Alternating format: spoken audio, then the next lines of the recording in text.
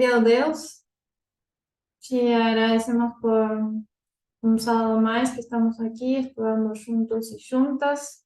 Eu peço que possa ser um tempo proveitoso que para cada um de nós.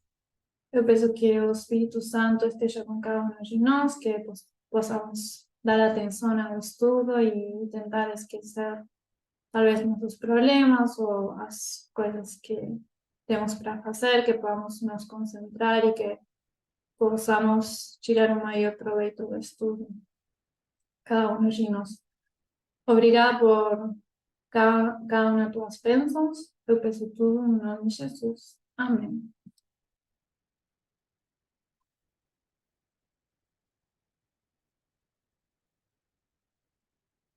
Como vocês verão e como falou o Nilson, o título do estudo é o caminho estreito.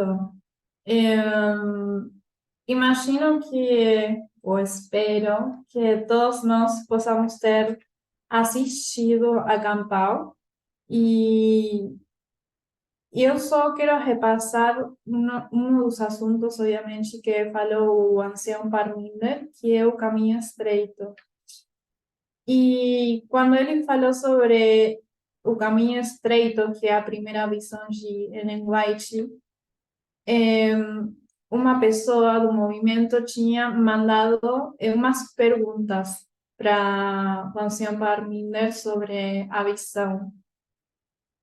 Então, eu gostaria que a gente possa responder essas perguntas,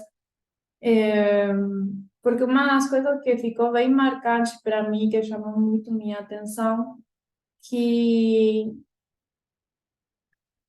o grupo que estava ali com o Parminder, e também podemos dizer nós, não entendemos como funciona a luz na visão de Ellen White. E se a gente não entende como funciona a luz, a gente não pode aplicar isso para nós. Por quê? Porque se queremos saber como funcionam as coisas de forma literal, temos que saber como funcionam as coisas nas parábolas. Eu não vou mencionar as perguntas agora, eu só vou mencionar as perguntas no final. Por quê? Porque eu quero que a gente possa fazer uma análise da visão agora juntos e juntas. E para isso, eu vou precisar da ajuda de vocês, a contribuição de vocês. Então, a contribuição de vocês vai ser muito bem-vinda, porque eu acho que o estudo pode ser mais proveitoso se cada um de nós aportamos o que achamos, qual é a visão que temos sobre, o que achamos sobre a visão. Então, não existe, por falar, perguntas incorretas ou corretas. Só a gente aqui gostaria que a gente possa chegar a um consenso do que significa a visão. Sobre a visão, já começando diretamente, foi, como falei, foi a primeira visão que Helena de White teve. E vou fazer uma pergunta: em que ano ela teve essa primeira visão? Alguém poderia responder? Em que ano ela teve a primeira visão? Depois do primeiro desapontamento, 1844. Exato, obrigada, Gabi. Essa visão foi publicada pela primeira vez em 1846. A gente não vai ler a visão toda porque é muito comprida e o horário não vai dar, mas eu encorajo vocês para que possam ler a visão depois do estudo. A gente só vai ler uma parte, a parte que ela fala sobre o caminho estreito, porque ela tem poderíamos falar, uma longa visão que começa no caminho estreito e continua em outros cenários. Mas a gente só quer focar hoje, eu quero focar hoje só na parte do caminho estreito. Eu vou compartilhar minha tela para que possamos ler juntos. Um minutinho. Para que possamos ler juntos e eu vou desenhar enquanto a gente está lendo.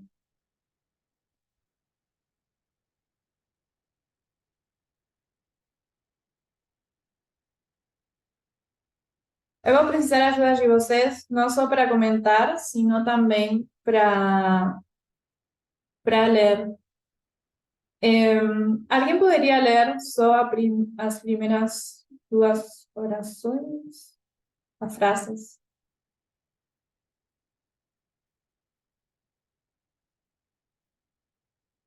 Posso ler? Pode.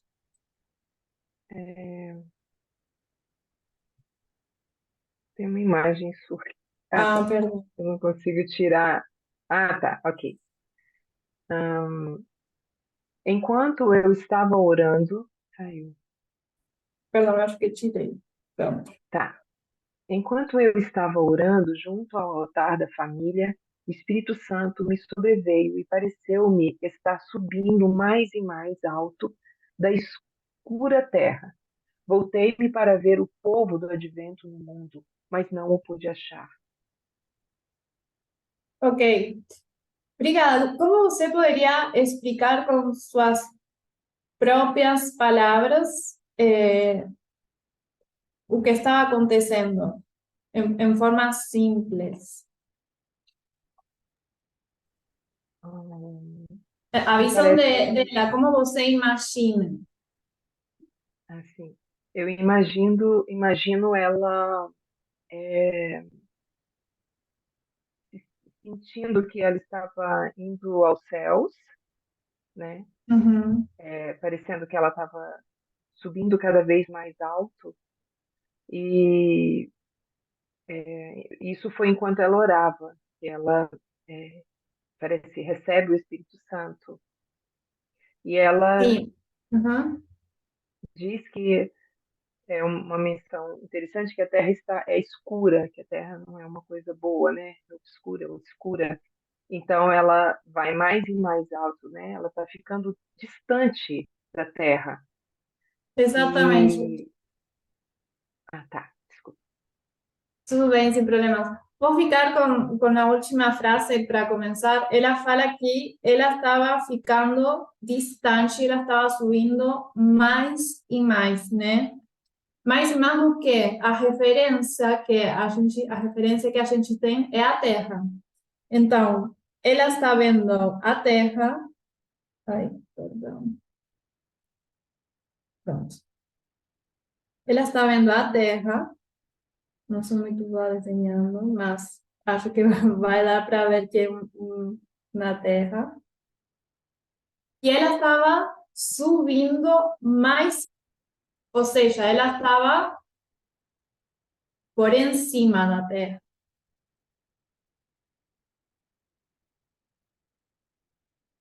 E ela fala: voltei-me para ver o povo do Advento no mundo, mas eu não consegui achar. Então, ela está subindo e ela se volta, ou seja, volta para trás. E ela que faz? Onde ela quer ver o povo do Advento? Ela quer ver o povo subindo com ela, Segundo a citação, onde ela achava que do povo do Advento estava? atrás No dela. mundo. Exatamente. Então, o que ela faz? Ela olha, se dá a volta e olha para ver se o povo do Advento estava no mundo, mas não estava no mundo. Quem seriam o povo do Advento? ¿Alguien me podría responder? Eram Imagino que profetas daquela época. Como, perdão, primeiro o Gabi, depois o Nilson. Perdão. Eu imagino que o povo que tinha passado com ela pelo desapontamento. Sim. Nilson. Eu achei que era o povo era o protestante daquela época, ela fazia parte do povo protestante, né? Depois do o adventismo, né? Temos que lembrar que a visão foi depois do desapontamento, em 1844. Como falou a Gabi, fazem parte do povo que passou esse desapontamento, mas o que seria o Advento? Como poderíamos definir o Advento? Por que ela fala povo do Advento? Porque eram os que estavam esperando Jesus voltar. Exatamente. Esperavam Jesus voltar.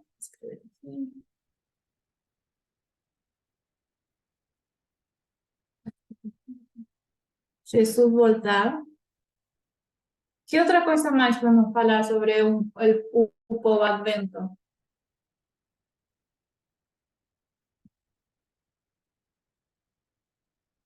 Eles acreditavam que Jesus ia voltar.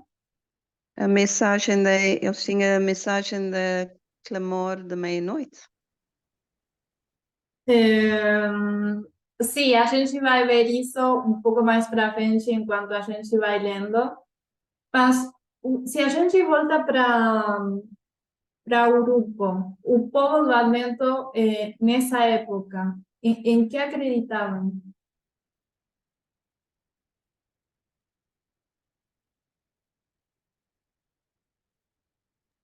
Acreditavam na segunda vinda?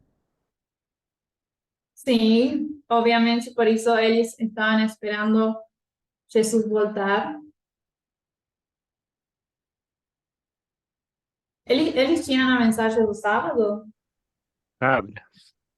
Sim.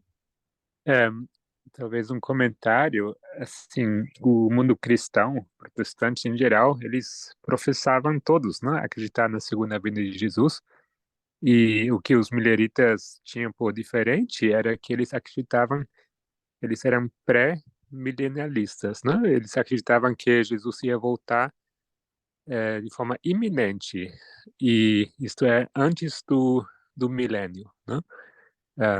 Talvez um detalhe.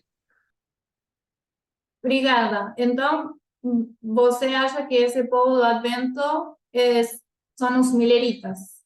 Ou não? Ou todos os que acham que Jesus ia voltar? Eu acho que aqueles que sobraram, né? Mileritas eram uns vários mil, né? Mas depois sobrou quanto? 50, né? Muito pouco. Eu acho que Uhum. eles se referem. Sim, uns 50. Ok. Se eram parte talvez do grupo que sobraram, obviamente, porque estamos falando depois do desapontamento, são essas pessoas que fazem parte desse povo Advento. Por que é importante que a gente entenda o povo Advento? Porque ela está vendo só o povo Advento na visão, não está vendo outros grupos, só está vendo uma parte, o povo Advento. E a gente vai ver mais para frente o que mais podemos falar sobre esse povo Advento. Alguém poderia ler a seguinte frase?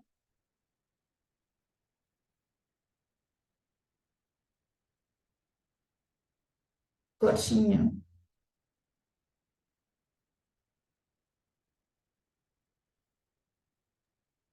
Quando uma voz diz, olha novamente, e olha um pouco mais para cima. Obrigada. Uma voz me disse, vou usar esse aqui. Olha novamente, olha um pouco mais para cima. Então, vou trazer de novo o mundo aqui. Então, a voz fala, olha novamente, porque ela estava procurando o povo do advento, ela olhou para o mundo e não achou, e a voz fala, olha novamente, mas agora não tem que voltar e olhar para o mundo, tem que olhar um pouco mais para cima. Então, ela está aqui, ela tem que estar acima do mundo.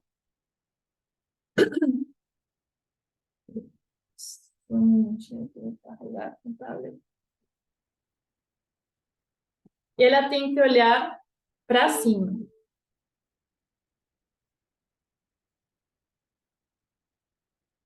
Porque o povo do Advento não estava no mundo. Vamos continuar lendo um pouquinho mais. Alguém poderia ler essa frase aqui?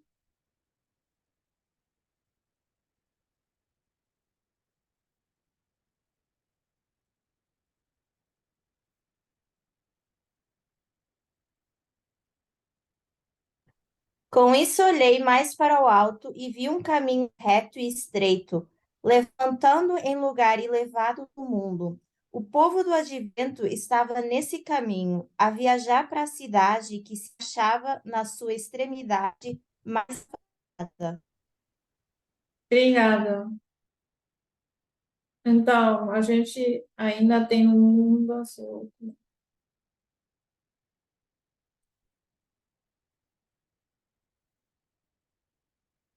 Temos o mundo e acima do mundo o que ela vê.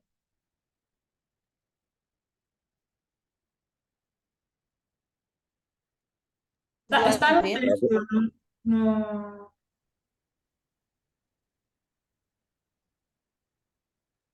Ela Ninguém... vê o povo num caminho. Exato. Como era o caminho? Como ela descreve o caminho?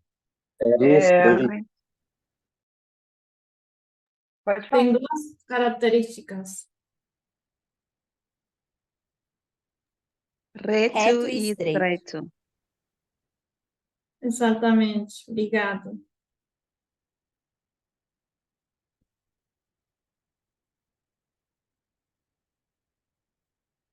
O povo do Advento estava nesse caminho, como já falamos. E o que se achava na extremidade?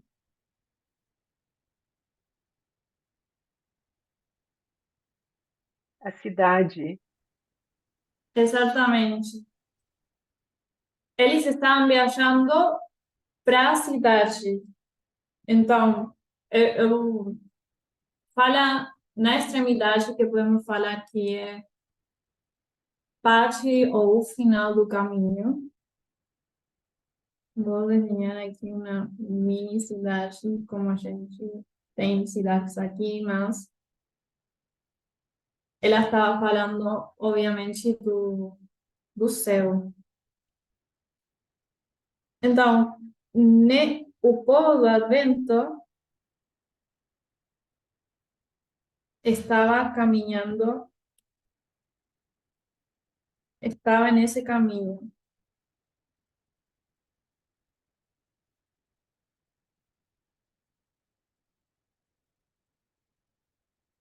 Vamos a continuar lendo. Hum, antes de continuar lendo, sabemos que o povo advento eram as pessoas que esperavam a vinda de Cristo.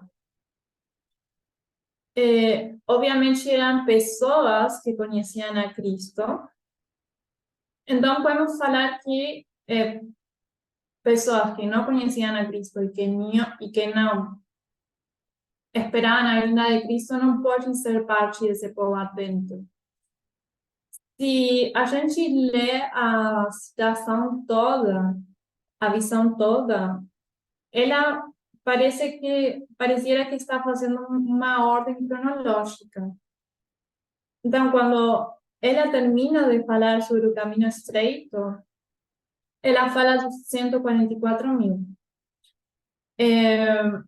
Então, esse povo advento era um grupo que podiam ser parte dos 144.000, mas obviamente dependia deles ser parte ou não. Por que estou falando disso? A gente vai continuar lendo para entender. Alguém poderia ler a seguinte frase? Parte da citação.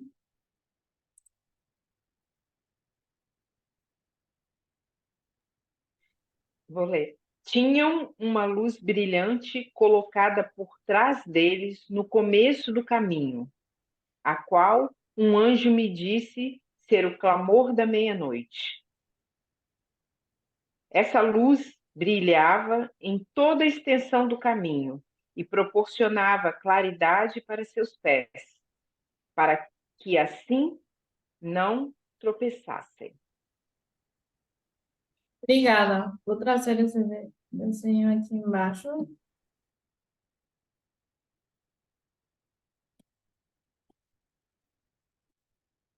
Então, o que tem aqui? O que ela fala o que ela vê que tem?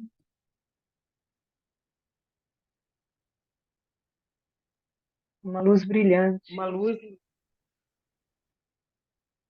Exatamente. Tem uma luz brilhante. Acho que não tem. E essa luz é atrás deles. Exatamente, obrigada. Por isso estou fazendo aqui.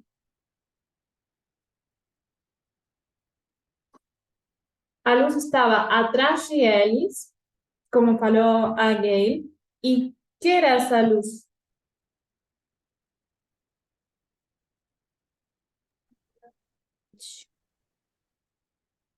O amor da meia-noite. Exatamente. O clamor de meia-noite. E essa luz brilhava onde?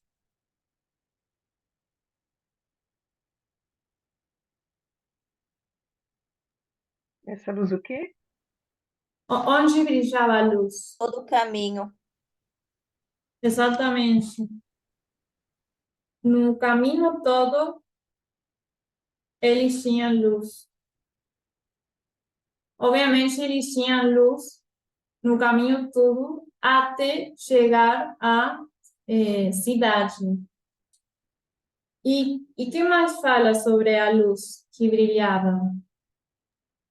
Que ela proporcionava luz, claridade aos pés dessas pessoas. Exatamente. Proporcionava luz, claridade nos pés. Para quê? Para que eles não tropelhassem. O, o que significa? Como podemos definir tropelhar? Tropeçar. Tropeçar. Obrigada. Acho que é errar ou correr o risco de sair do caminho, pecar, talvez, não sei. Pensar e não cair, né? Uhum. Nilson, você poderia repetir, por favor? Que fala que a luz, né, ela brilhava, com certeza era no escuro, né? Então, para eles não tropeçar, não cair, tinha a luz que clareava o caminho para eles prosseguir, né? Para eles caminhar até a cidade, né? Exato. Vou pegar um ponto que você falou. Na volta, tudo que está na volta estava escuro. Tudo. Ela fala especificamente que o mundo era tenebroso e escuro, né? Mas era só o caminho que estava na luz. O restante estava na escuridão. Paula, você poderia repetir, que para mim não deu para ouvir? É que você havia perguntado o que significa tropeçar. Tropeçar é, é, é você, na verdade, no ato de caminhar, é você não acabar enxergando algum tipo de obstáculo que pode impedir que você continue andando sem cair. E o que é porque é o seguinte, o tropeçar não significa cair, significa que você bateu ali o pé em algum obstáculo ou buraco que não veio, e isso te causa desestabilidade no andar. Uhum. Obrigada, Bárbara, mas posso? posso falar, Alfredo? Portanto, se essa luz representa a mensagem do primeiro anjo, portanto, tropeçar, podemos ir à parábola do tropeço, tropeçar numa mensagem falsa, não que seja um obstáculo no caminho, esse obstáculo deverá ser a mensagem, porque o povo que não aceita essa luz, ele fica em dúvida se realmente a luz é de Deus ou não. Uhum. Quando você fala sobre obstáculo, então você está falando obstáculo como uma mensagem falsa. Sim, é isso.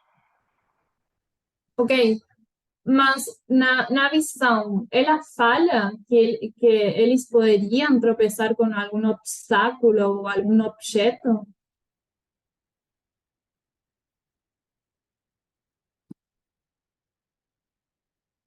No que a gente leu até agora, ela fala sobre isso? Eu acho que não, que ela não menciona isso diretamente.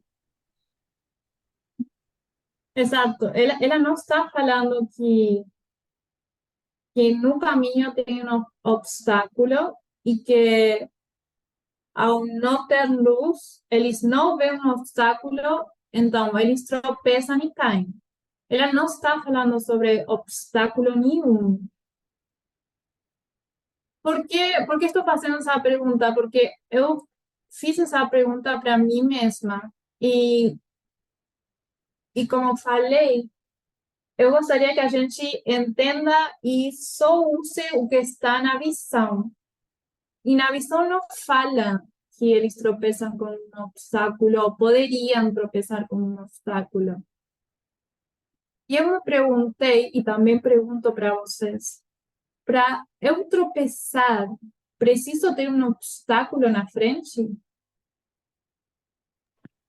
Bárbara, Sim. eu não sei se é boa ideia introduzir outro texto, mas eu lembrei de um provérbio aqui, e que basicamente nos diz que a gente não precisa de um obstáculo de fato físico aí para tropeçar, né? Ele fala assim: o caminho dos perversos é como a escuridão, nem sabem eles que tropeçam, né? Então, parece que a falta de luz já é suficiente, né, na linguagem bíblica ou da Ellen White para perder a segurança, o equilíbrio no ato de caminhar. Obrigada. Paula? Eu creio que é o seguinte, como arquiteta, eu sou acostumada a trabalhar dentro de um sistema de métrico para construir escadas, por exemplo. Uma pessoa ela pode estar na escuridão e ela, na verdade, nem precisa olhar para cada degrau quando ela sobe umas escadas, porque o nosso corpo ele já entende como que aquilo funciona. Vocês podem observar, quando vocês estão subindo uma escada, vocês ficam olhando para o degrau? Não tem, isso não acontece. A gente só tropeça num degrau quando ele está ali milimetricamente mais alto ou mais baixo do que o último degrau que a gente pisou.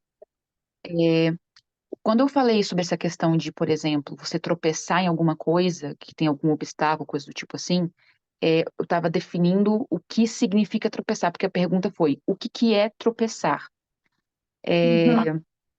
Então, assim, eu não estou falando que na visão tem obstáculo, não, tá? Aí o segundo ponto, eu lembro de Salmo 105, que vai falar que lâmpada para os meus pés é a tua palavra e luz para o meu caminho.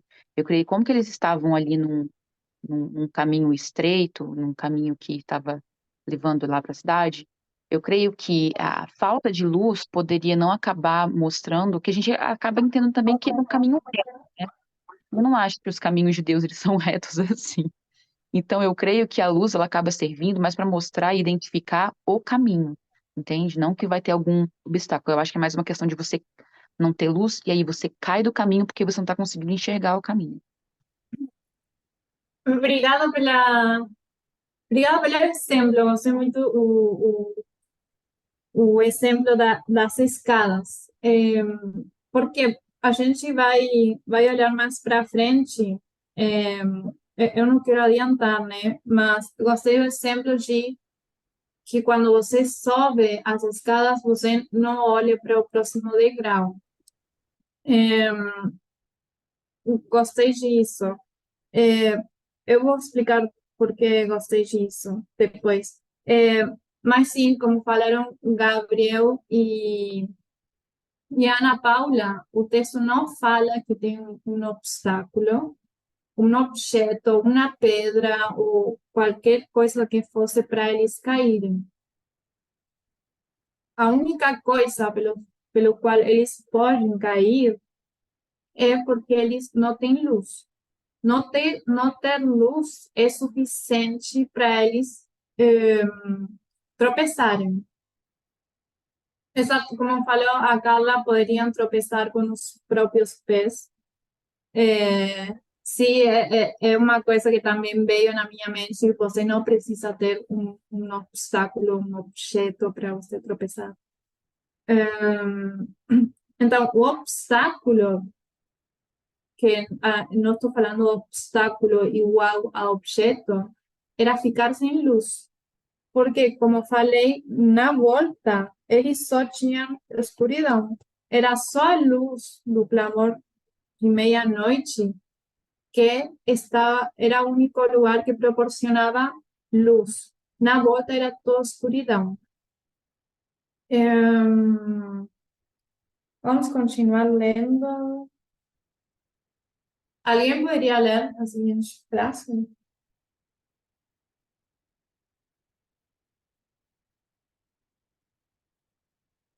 Curtinho.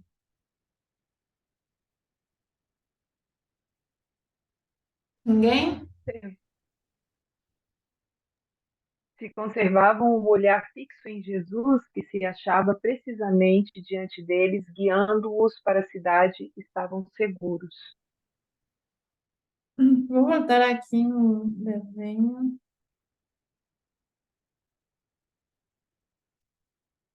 Vou tapar para que não atrapalhe a visão.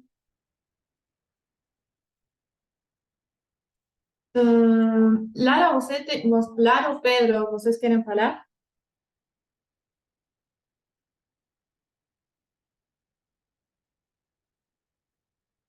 Tem a mão levantada, né?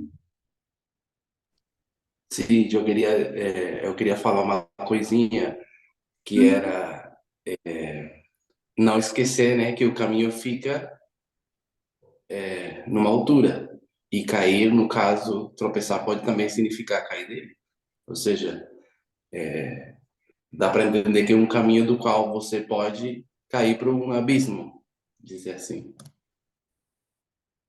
Exatamente, temos duas coisas, tropeçar e depois cair, né? Se eles caíam, obviamente eles iam cair no mundo, porque embaixo desse caminho reto só tem um mundo. Gabriel? Sim, toda essa visão, né, ela tem um aspecto muito visual. Acho que isso, de certa forma, está aí para nos ajudar, né, e entender, né, o que acontece. Eu pensei em dois exemplos, né, não sei se quem já subiu uma vez numa slackline, aquela faixa, né, que se estende entre dois pontos e para balançar em cima dela, né?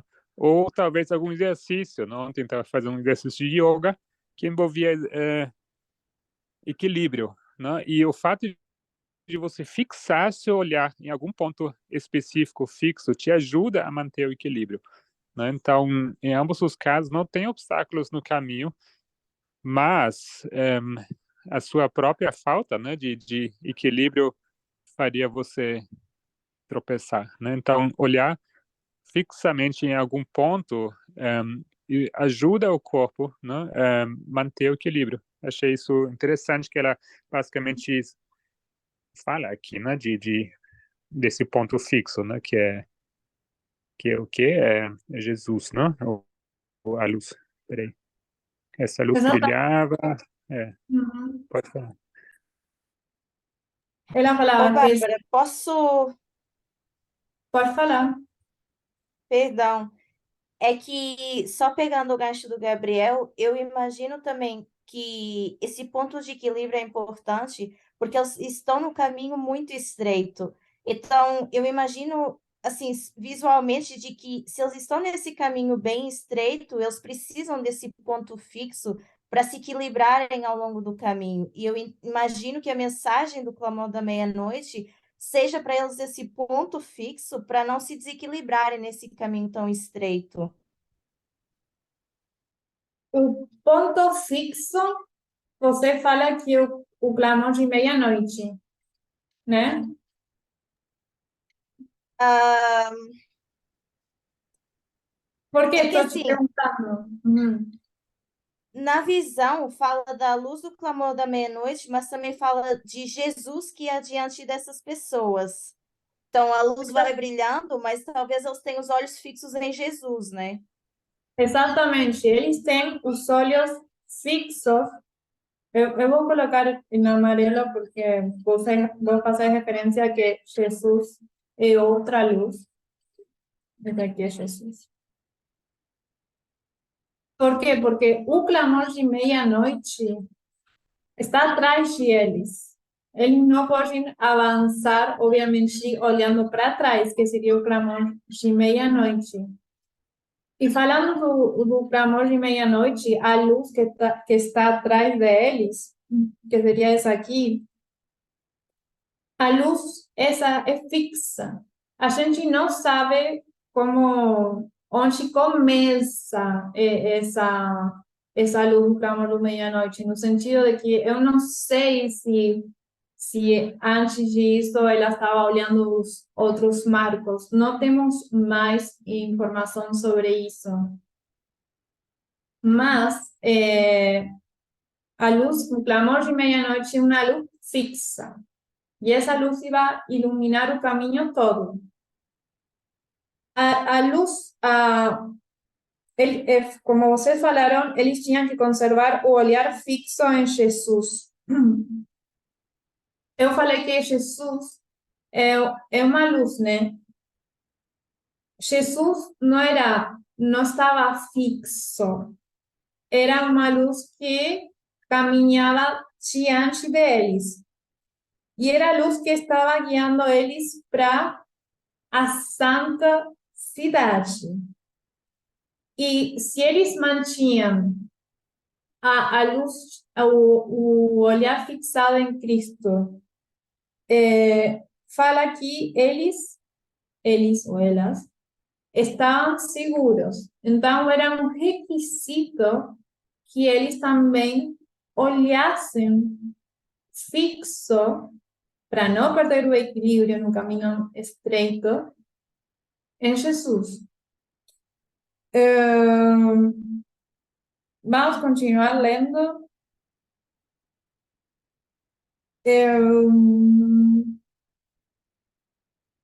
¿Alguien podría leer así, a siguiente, por favor?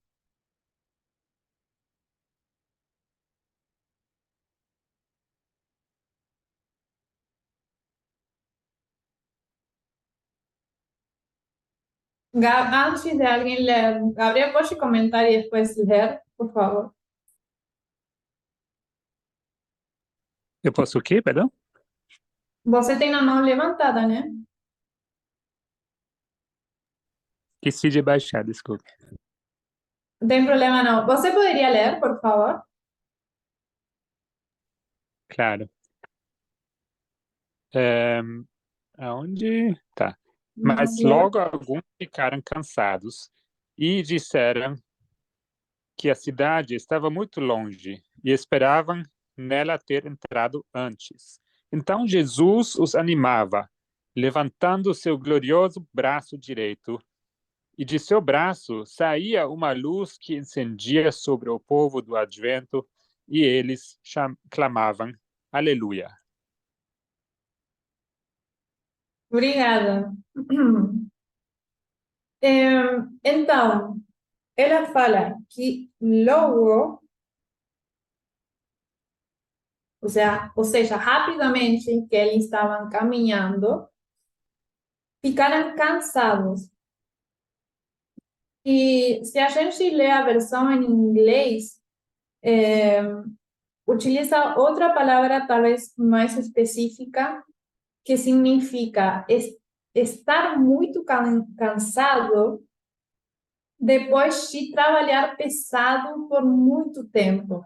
Então, não é um simples cansaço, é um cansaço bem profundo por ter trabalhado durante muito tempo e muito esse trabalho.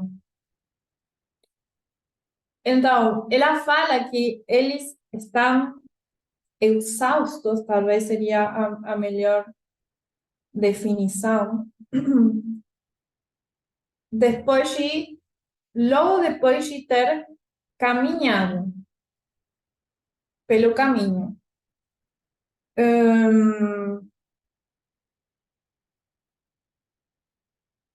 E o que eles falam quando estão cansados?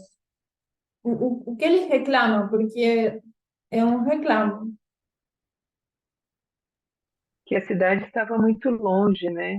E eles achavam que teria entrado na cidade antes. Obrigada.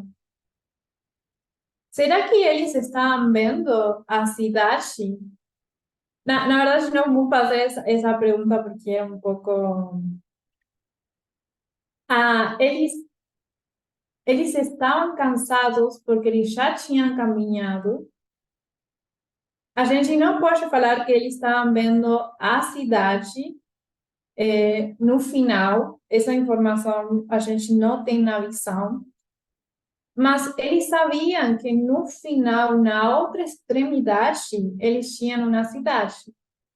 Por isso, eles estavam nesse caminho, por isso eles estavam se esforçando, porque podemos sim assumir que era algo duro, algo pesado para eles. Tinham que trabalhar duro.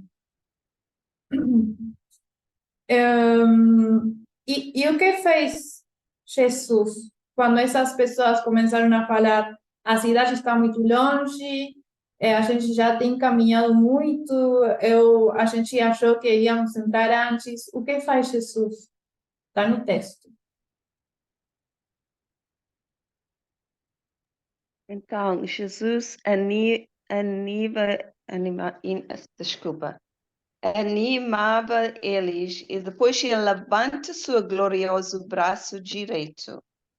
Uhum. E que sai do braço E do direito? seu braço sai uma luz que incidia sobre o povo do evento. E eles depois clamavam aleluia. Exatamente. Obrigada, Gay. Então, eles estão cansados, eles falam isso para Jesus, e Jesus levanta o braço direito, e desse braço sai luz para encorajar eles, para animar eles. Para quê? Para que eles seguissem caminhando. E quando eles veem essa luz, eles falam aleluia. Essa luz, a gente poderia falar também em inglês, se a gente faz uma tradução literal, a palavra seria acenou. Acenou. Eu não sei se estou falando certa a palavra, mas seria... Tá. Desculpa, alguém queria falando falar? certo, assinou. Obrigada. Sería un movimiento con un brazo, con un brazo para expresar algo, para llamar atención. Entonces, Jesús levanta su brazo, llama a atención de ellos, no sentido de que de un brazo de ellos sale una luz. Y cuando ellos ven esa luz, ellos reciben la luz y falan aleluia. Hum, e essa luz, a gente poderia falar que é um aumento de luz, uma progressão da luz do clamor de meia-noite, uma luz progressiva, um desdobrar progressivo do clamor de meia-noite. Então, eles precisavam das duas luzes, do clamor de meia-noite que estava atrás de eles e a luz de Jesus que estava diante deles, guiando eles para a cidade. Então, umas pessoas clamam aleluia, e depois tem outro grupo de pessoas. Alguém poderia ler, por favor? Outros? Outros temerariamente negavam a existência da luz atrás deles e diziam que não fora Deus quem os guiara tão longe. Obrigada. Se a gente, novamente, se a gente vai no inglês, a tradução literal da palavra que está usando em inglês seria precipitadamente. Não seria temerariamente, seria precipitadamente. Como podemos definir isso? Uma maneira descuidada ou imprudente, sem pensar no que poderia acontecer ou no resultado. Também poderíamos falar que seria de forma impulsiva. Então, esse grupo, de forma impulsiva, de forma precipitada, sem pensar no que poderia acontecer nesse momento ou no resultado, eles que fazem? Eles negam a existência da luz. Negam a existência da luz e falam que não foi Deus quem guiou eles até tão longe. Não fala o que eles acham, quem foi que guiou eles até esse lugar, ou se foi eles mesmos que foram a fonte para eles chegar até esse momento. Não fala isso a visão, mas fala que precipitadamente eles falaram: ah, não existe essa luz de atrás, não existe o clamor de meia-noite. E quem nos guiou até tão longe não foi Deus. Então, eles foram descuidados, e a mesma definição fala que foram descuidados. E é interessante pensar que por que eles negaram essa luz? As duas luzes negaram. E eu imagino, ou podemos inferir que o grupo todo estava cansado, o grupo todo estava reclamando. Jesus levanta o braço, mostra a luz, e umas pessoas clamam aleluia, aceitam essa luz, mas o outro grupo fala, não, eu nego a assistência da luz de atrás e Deus não me guiou até tão longe. Uns aceitam e outros não aceitam. Não só que não aceitam, sino que negam as duas luzes. Perdão, pensei que tinha Bárbara, cortado. Sim, eu queria lembrar também que o significado de precipitar também é julgar-se do precipício. Precipitar. poderia Então repetir, por favor? é interessante que um outro significado da palavra precipitar é jogar-se de um precipício. Então é interessante porque o caminho estreito, fora dele, é o precipício. E Essa, esses foram precipitados. Ô, Bárbara, Sim, pode falar. Posso comentar que eu estudei um vídeo do Parmin, aí eu estava explicando sobre essa luz, né? Porque essa luz, ela brilhava todo o caminho, né? Aí ele fez uma pergunta lá, o porquê então as pessoas, né, sai, né, fala que saía do caminho, por quê, né? Aí você fazendo isso tudo, eu lembrei que é uma decisão que as toma. Não é porque a mensagem, né, tem erro na mensagem, tem outra mensagem, nada. É porque as pessoas tomam a decisão de não seguir o caminho. E a mensagem de Jesus, agora você falou, a mensagem fixa, né, que é o clamor da meia-noite, e a mensagem de Jesus que complementa essa mensagem, ela é móvel, né, de Jesus é móvel. Ela vai, né, trazer mais luz para a gente e as pessoas tomam a decisão de não seguir essa mensagem, entendeu? É assim que eu vi ele explicando, mas não sei explicar o GD que é mais profundo que fala, né? Mas o que eu entendi foi isso, né? Que as pessoas tomam a decisão de não seguir a luz, porque a luz, ela brilha todo o caminho até a cidade, né? Obrigada, Nilson. Sim, é uma decisão. Negar a luz é uma decisão. Exatamente. Gabriel?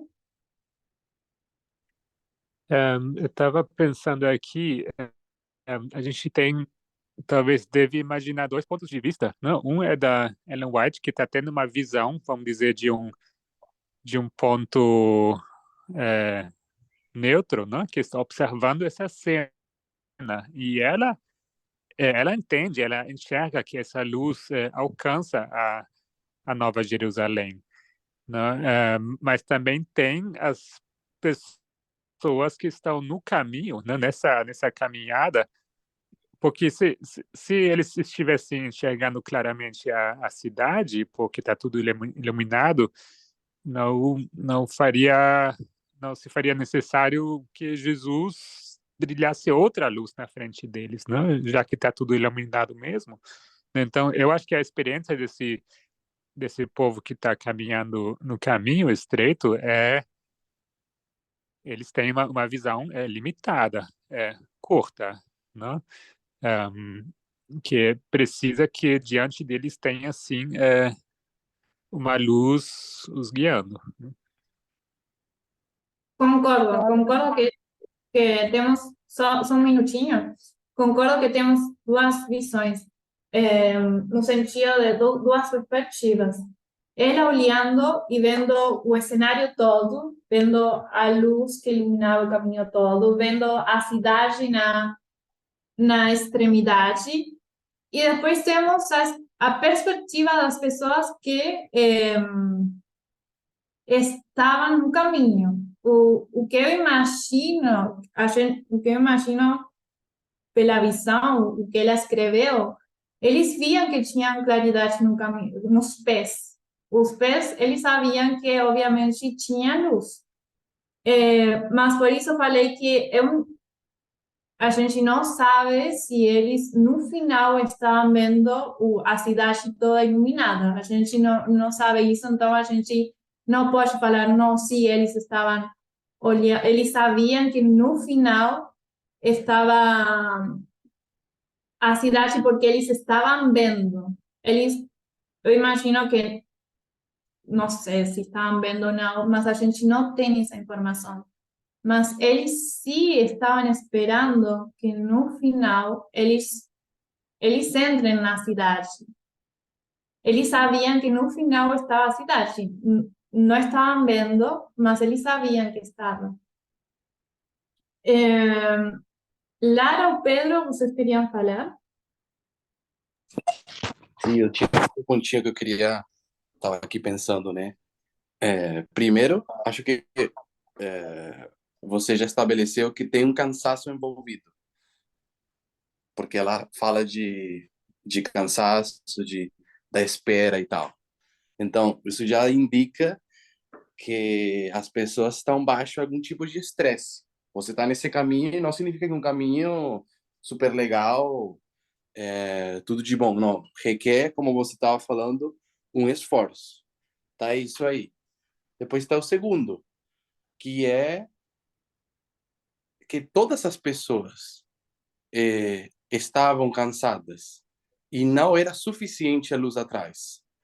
Porque eu leio a visão e não vejo de nenhuma forma Jesus ficando chateado e fala, bah, vou ter que dar mais luz para esse pessoal para ficarem animados. Não, ele sabe exatamente quando é o momento e eu acho um ato lindo e maravilhoso de misericórdia.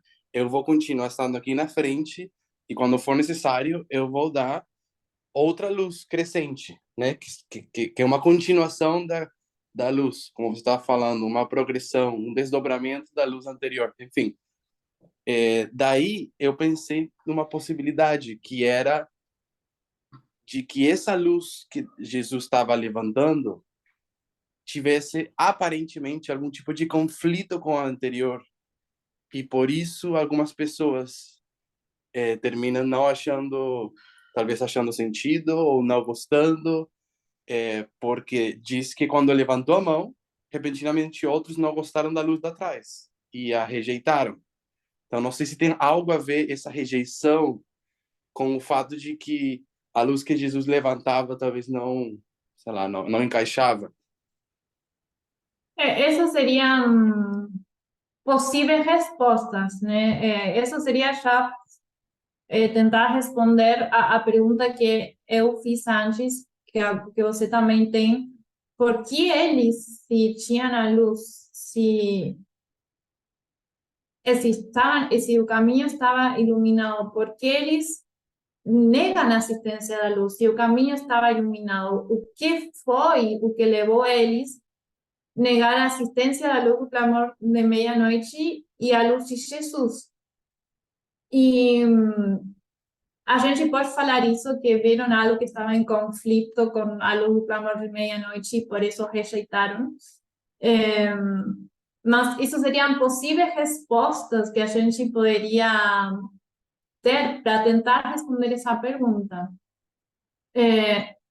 Mas isso talvez seria uma aplicação que poderíamos fazer para depois usar para nosso tempo também, né?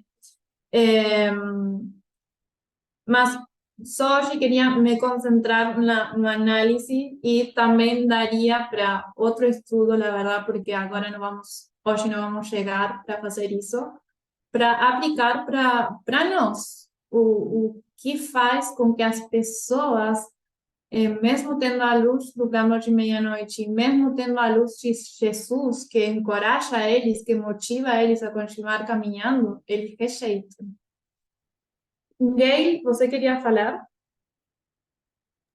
Não, eu vi o comentário da Carla e que Pedro diz o seguinte texto, e acho que vamos ler, também explica mais um pouco sobre isso. Porque disse aí, a luz atrás deles desaparecia.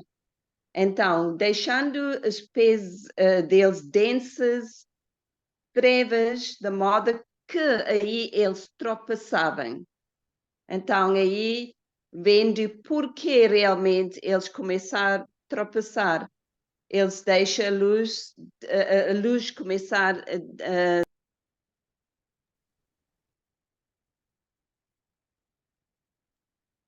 a luz começar a desaparecer. Exatamente, talvez porque a gente já sabe como acaba a visão, a gente está se adiantando, mas obrigada, sim. Está no texto aqui, né? A luz atrás deles desaparecia, deixando-lhes os pés em densas trevas. Para quem? Para esse grupo que negou a assistência das luzes.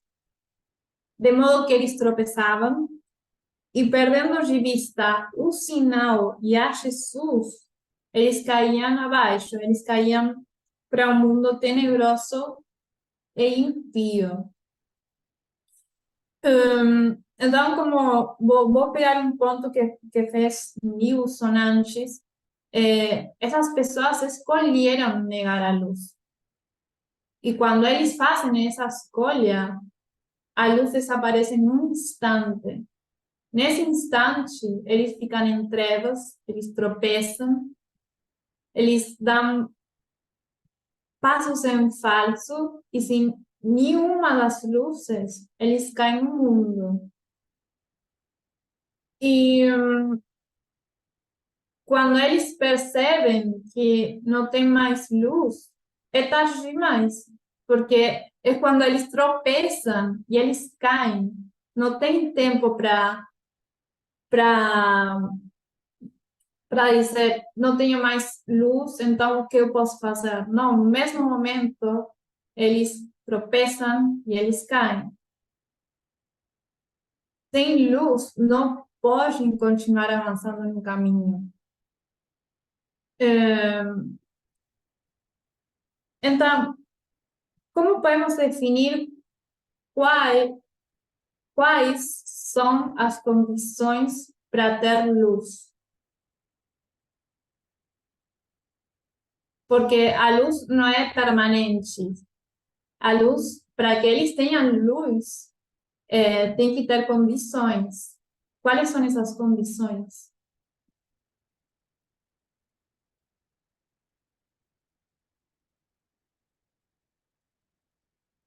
Pensando na visão.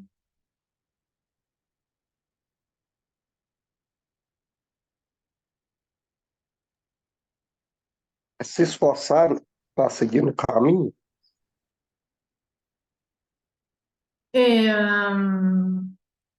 As pessoas que negaram a existência da luz não tinham se esforçado antes?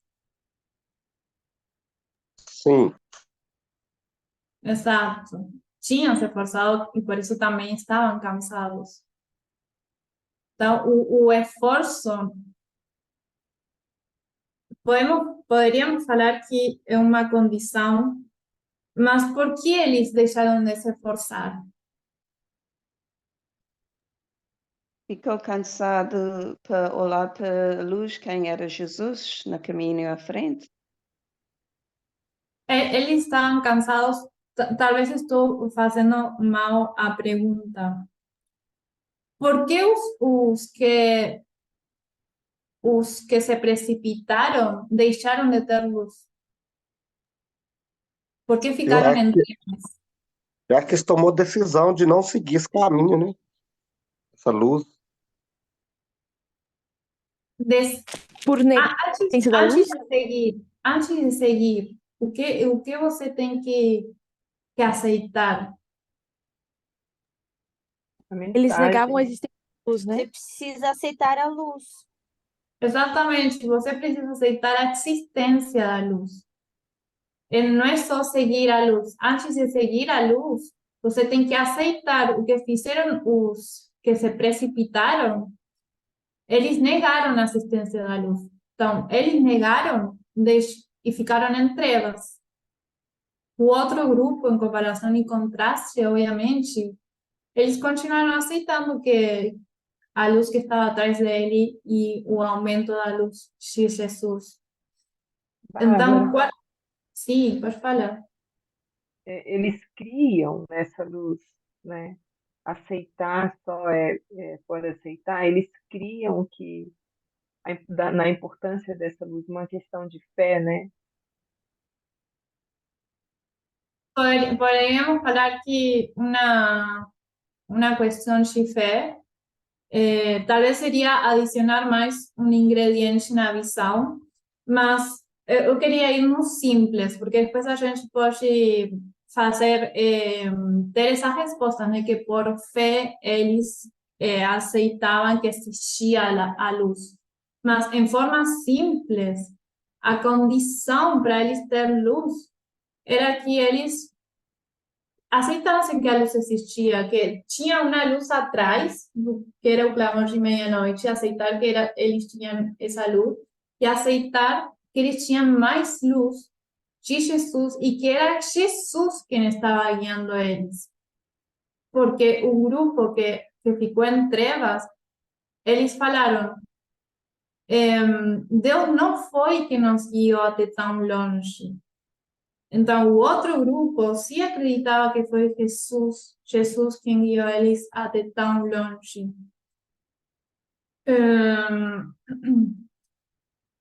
Vamos ler a última parte da citação. Alguém poderia ler, por favor?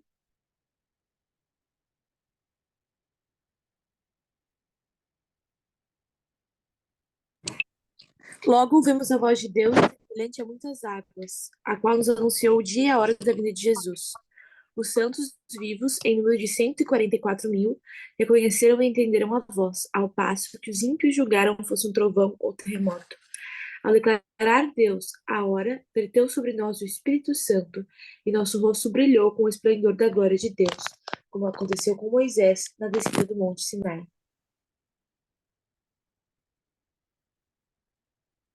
Obrigada. Então, ela fala do caminho, caem nas pessoas que negaram a existência da luz, e ela fala que logo ouviram a voz de Deus, que anunciava o dia e a hora. E ela fala dos 144.000, né? Que são essas pessoas que estavam no caminho. E dentro dessas pessoas, perdão, as pessoas que caíram também poderiam ter sido parte dos 144.000, só que fizeram a escolha, decidiram negar a existência da luz. E por isso caem nas trevas, caem no mundo e deixam de ser parte dos 144.000.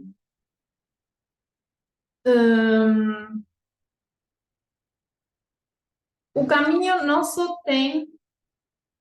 Gabriel, quer falar? Sim, eu achei interessante que ela menciona aqui Moisés, porque de fato isso lembra da linha de reforma, né, do Alfa, né, do antigo Israel,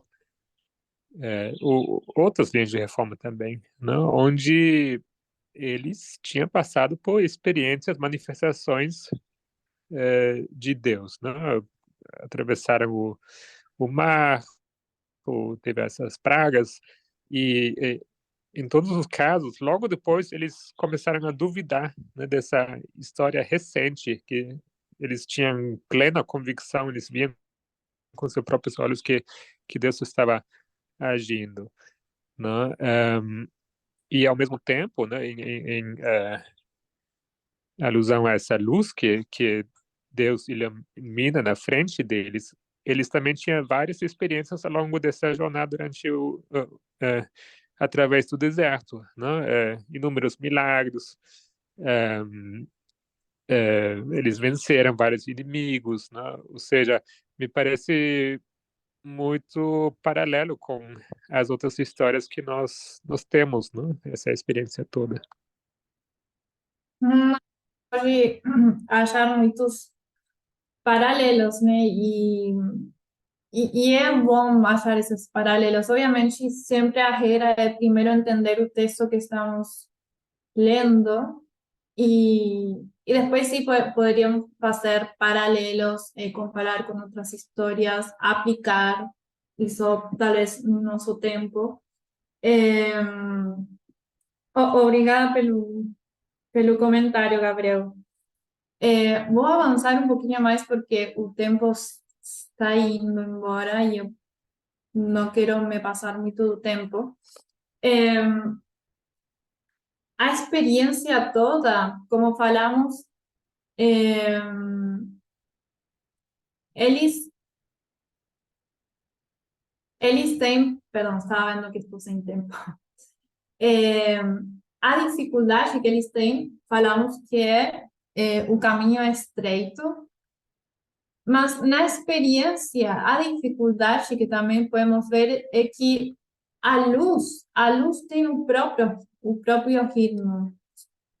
E é a luz que lidera eles, que guia eles. Não são as pessoas que lideram a luz. Então, a luz vai no próprio ritmo. E é uma realidade difícil que a luz vai no próprio ritmo da luz. Porque você pode ficar para trás. E talvez trazendo isso, fazendo uma aplicação, a gente pode falar, obviamente sabemos que uma luz também pode ser uma mensagem, a luz vai em aumento, é a mensagem que marca o ritmo. E por isso precisamos estar constantemente nos atualizando sobre a luz da mensagem. E não é um caminho fácil de percorrer, mas o povo tem luz. Na visão, eles tinham luz, tinham duas luzes. E no lado do caminho todo, Deus tinha dado a certeza para eles, quisemos falar, que eles iam ter luz no caminho todo. E aí estava Jesus para relembrar disso, né? Que quando eles estavam desanimados, Jesus levantava o braço direito para dar mais luz para eles. O ancião Parminder mencionou 3 perguntas que foram feitas para ele. Eu vou ler a primeira. Se a luz funciona no caminho todo, como pode ser que a pessoa fique em trevas? A segunda pergunta, é uma decisão que fazemos? Qual é a decisão que fazemos? E a terceira é se a gente vai se dar conta antes que seja tarde demais. Porque se a luz funciona o caminho todo, a pessoa fica na escuridão? A gente já falou, usando o texto, é porque negam a assistência da luz do clamor de meia-noite e negam que Jesus tem guiado eles até tão longe. É uma decisão, eles tomam a decisão de negar a luz, negar que a luz provém de Deus e que a guia é Jesus. E a terceira, uma vez que as pessoas estão em trevas, é tarde demais. Porque uma vez que estão em trevas, eles caem, eles tropeçam e caem. Então, não tem tempo para fazer outra escolha, para voltar para trás e falar, não, a luz é de Deus. Uma vez que você nega a luz do clamor de meia-noite e nega a guia de Jesus, eles estão em trevas, estão perdidos. Vou terminar com uma citação que está antes da visão que a gente leu. Alguém poderia ler para terminar? Posso ler? Pode. Sendo que Deus, que tem mostrado as jornadas do povo do advento para a santa cidade e a rica recompensa a ser dada. Perdão, tirei. Tudo bem. Sendo que Deus me tem mostrado as jornadas do povo do advento para a santa cidade e a rica recompensa a ser dada aos que aguardarem o seu Senhor quando voltar de suas bodas, pode ser de meu dever dar-vos um breve esboço do que Deus me tem revelado. Os queridos santos têm de passar através de muitas provas, mas a nossa leve e momentânea tribulação produz para nós eterno peso de glória acima de toda comparação, enquanto não olhamos para as coisas visíveis, pois as coisas visíveis são temporais, mas as invisíveis são eternas.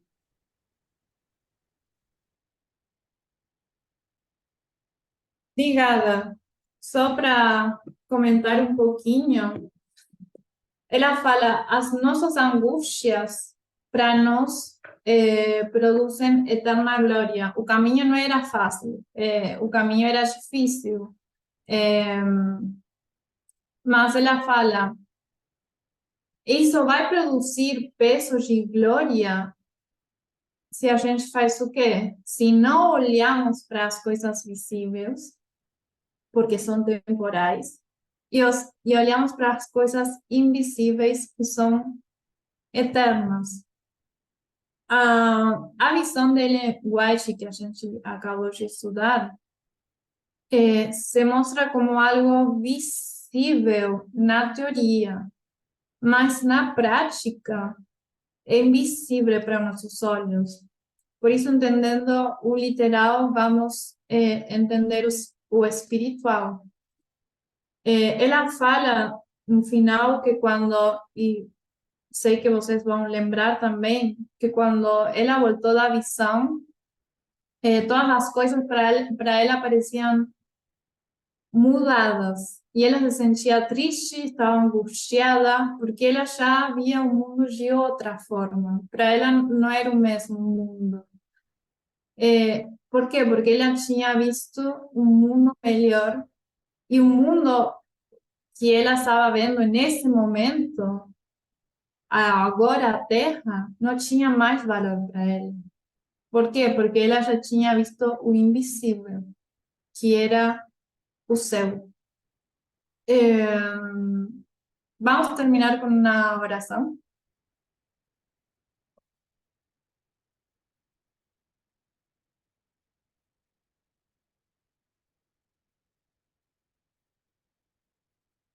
Oremos. Querido Deus que está nos céus, obrigada por o estudo que compartilhamos hoje.